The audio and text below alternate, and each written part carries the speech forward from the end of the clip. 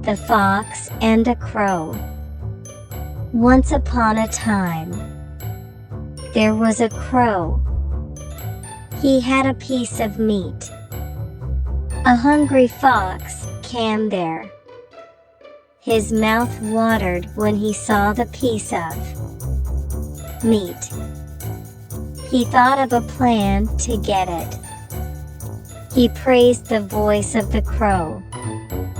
The fox set him to sing a song. When the crow opened his mouth to sing, the piece of meat fell down. The fox ate it and went away. Moral: beware of flatter.